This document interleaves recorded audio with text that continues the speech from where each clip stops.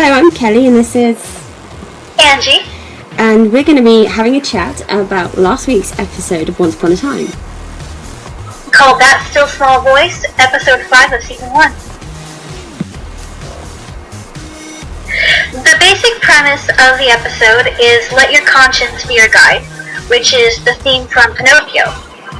In the Enchanted Forest, you have Jiminy before he was a cricket, as a human, who is learning to listen to his conscience because he is trapped by his parents who are thieves, and he knows that this is wrong, but he feels compelled to stay with them because they're his family.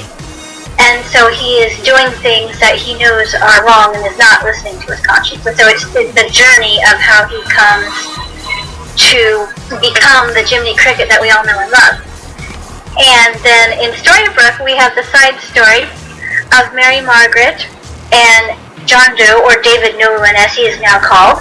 And Mary has to decide whether to listen to her conscience, because David is married to Catherine and she does not want to break up that marriage, but yet she feels such a strong attraction to him.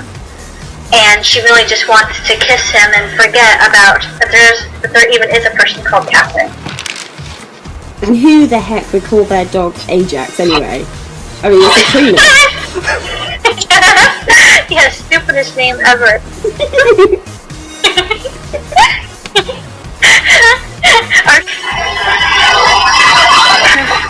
You know that everybody loved that Archie's dog is called Pongo. Yes, that was the coolest name.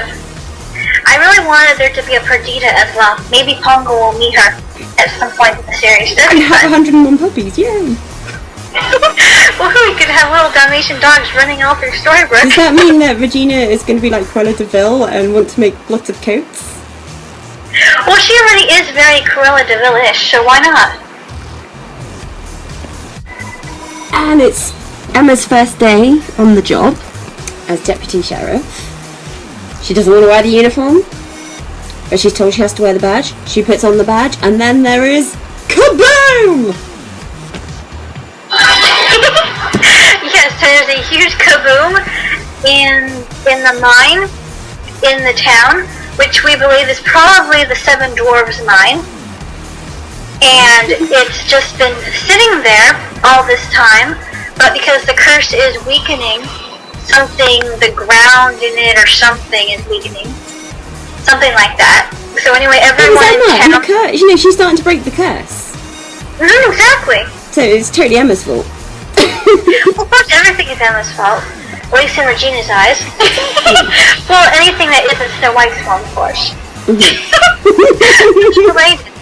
There you go. Because Snow White destroyed her life. I know, she's such a horrible person. Not. I hate you, you're prettier than me. And we go over to the mine. Regina's there, of course. She's trying to back people away. And she tells Emma she can go, but obviously she's then informed that Emma is a deputy. Yes. I don't know, to me, somehow it looked like it was fake surprise. It's like she kind of already knew. Yeah, she and Graham, I think, had definitely planned this out ahead of time. I don't think that he just gave her the job. I mean, that whole exchange where, you know, he's like, it's in my budget. You know, I just don't think that she would have just stood for that. I think that she told him. Yeah. See, I'm thinking that she remembers a lot from before, and she knows who Emma is, so it'd be better to keep her close and deal with her. In that respect. Definitely. And with her being a town employee, she can kind of have a finger on her a little bit better. Yes, because her employees are generally very well behaved. Except for Mr. Hopper in the end. Who finally turns against her and stands up for himself. This is my town! What? This is my town! You work for me, I can destroy you. And he's just like, oh yeah, well, one day you're going to have a custody hearing, and they'll call me in as an expert because I've been treating Henry, and if you aren't nice to me, then I'm just gonna tell them the truth about you. It's like, dang it! Maybe I should give him a poison apple. yeah. I'm sure she was thinking that. I just want to say at this point that Jared Gilmore, who plays Henry, was superb in this episode. He's so cute anyway. Absolutely adorable. But the tears, oh my gosh, heartstrings, well and truly tugged. Yes, Jared is a very fine young actor. He does an excellent job. I love the expressions he has on his face when Dr. Hopper, is telling him, that he's crazy and that his theory isn't real. And then when he shows up at Emma and Mary's apartment and he's crying, it's so cute. And then later, after he goes into the mine and gets him and Dr. Hopper stuck, and Dr. Hopper comes after him, he's so excited to see him, like, you come to help me! And then he's so disappointed when, oh, you're still against me. And he's excellent. He's one of my favorite parts of the show. Yes, definitely. He makes it all pull together. He's like the glue of Once Upon a Time, I think. Exactly, yes. Yes, without him, Emma would never have come to No, she didn't have. Yeah. Just for the people listening at home, that was Skype having an epi again. Okay. Bad Skype. We love you really, Skype. Earlier on we had Regina find a piece of glass that she quickly picks up and hides in her pocket. And when Henry finds the big chunk of veiny glass in the mine, it's clear then, isn't it, that it's Snow White's coffin. Yeah. Yes. And then it's proven that, because at the end when Regina throws the glass away, it falls on the remnant of the coffin. Yes. Smashed to smithereens, but you can tell that's what it is. Definitely. But we also have the bit where Emma and Regina are having a little bit of a squabble who's going to rescue Henry, and Emma takes the lead. You've been behind the desk for 10 years. I can do this. He's my son too. Exactly, I love that. You have Regina putting on this huge act, and she seems like she's. Quiet! Yeah, you have. See, I don't know. I just thought that it seemed like she's trying to kill the kid or something. By killing the curse, he can't break the curse.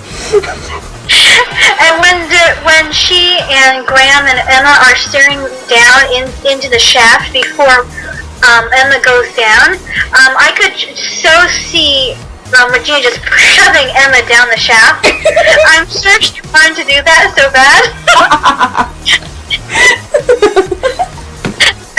And then when she and Emma are fighting over who's going to go down into the elevator that Dr. Hopper and Henry are stuck in, Regina doesn't really fight that hard to be the one to go down. No.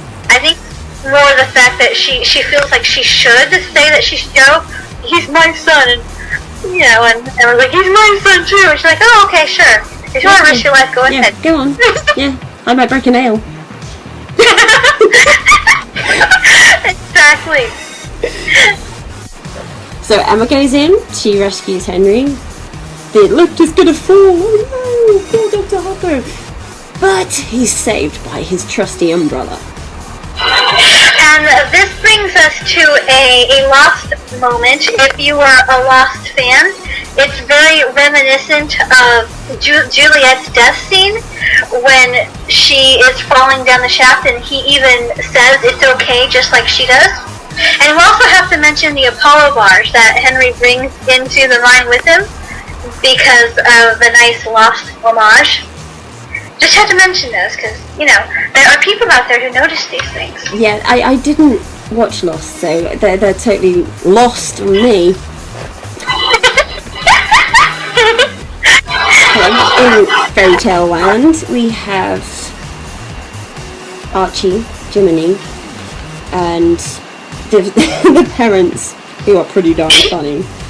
They're conning some poor family, but his dad swapped the potions. The couple are turned into like these shrunken head type dolls, and poor Archie's pretty devastated, right? Mm-hmm. Oh yes. The parents are played. The mom is played by Laura Bertram, and the dad by Luke Camilleri, I think is how you pronounce it. And they're very, very funny. They're very evil con artists, but they're pretty darn hilarious too. And did you mention that they had a deal going on with Rumpelstiltskin where they would give him things and give him names, and then Rumple would give them gold in return? No, I didn't. So I'm glad you mentioned that one. Alright, cool. Because obviously this was a deal that Jiminy made with Rumple, and his payment was to keep his parents. Which is, at the end of the show, we see the shrunken dolls in Mr. Gold's shop. Yes, we also see Aladdin's lamp. Nice. Yes. Maybe I'll go and steal it so I can get 3 wishes. Totally. You just... Okay. Alright, so a couple of things that we do need to add is that since we have Jiminy learning to listen to his conscience at the end, we also have Mary also chooses to listen to her conscience, and she resigns from her voluntary position at the hospital so that she hopes that if she isn't there, then she won't be standing between them, which is very sad. And then we have a scene in between that where Emma is speaking with Mary, and they're just talking, mother-daughter talk. Even though they don't know their mother-daughter. And Emma mentions about being involved with a married man is a bad idea, which sounds like she probably was involved with one, since she said she knows from experience. And so perhaps that's why what happened with Henry, perhaps his father was married. It's just a clue. Yeah, it's definitely a good theory. Yes. Cool. So we have an extremely devastated Jiminy before he becomes a cricket. And he stands there and he wishes upon a star. And then the Blue Fairy comes to grant his wish. And his wish was to bring Geppetto's parents back. But the Blue Fairy says that this is impossible. But then she has an idea. She says, Geppetto is going to have a very hard time in his life. Would you like to help him? And Jiminy says, yes, I would, but I can't get away from my parents. They just have a really strong hold on me, and I just can't leave. Which, of course, isn't true, but he believes in his head that he is, because they've been manipulating him all his life. And it's cool because you have the parallels with everything that he went through with his parents, and then he becomes a psychologist and is trying to help Henry, who has the same problems with his mother. And it would be very helpful if he remembered this childhood. I think Jiminy had the better deal, actually. His parents were at least entertaining.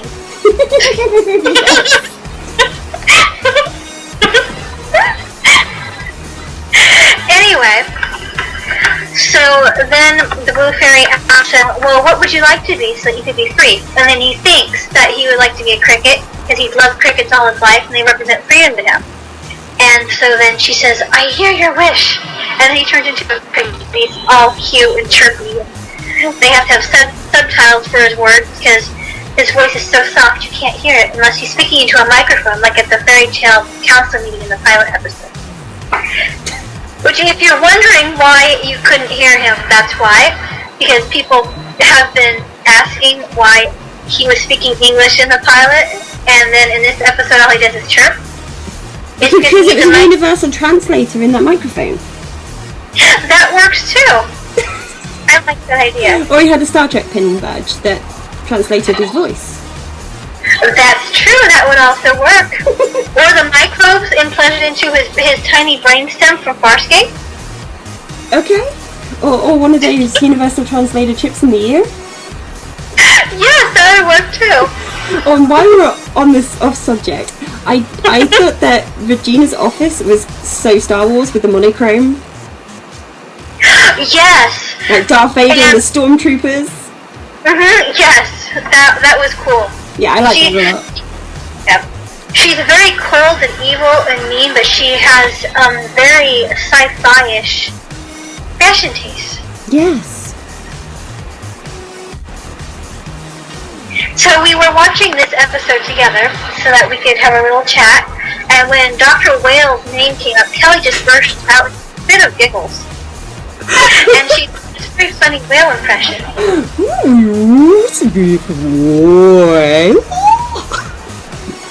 I just love Dory, what can I say? Dory rocks socks. Finding Nemo is a staple in my house. I have a 9-year-old. Maybe that's his character, maybe he's Nemo. Maybe he's Nemo. Or his dad. Or Dory. We need Dory! We don't... I'm pretty sure that brings us to an end. I hope we haven't bored everybody half to death. Thank you for listening. We appreciate it. Oh. Make us famous, please. I don't want to be famous. Maybe just a teeny tiny little bit. No, I don't want to be famous at all. What about the squirrel? Would this being the squirrel make you feel better? A squirrel? I like squirrels. There you go. Or for a chipmunk. Okay, yes, I think we did really well until we got to this part, so I think it's time to go. And love you. if we haven't put you off, then catch us next week.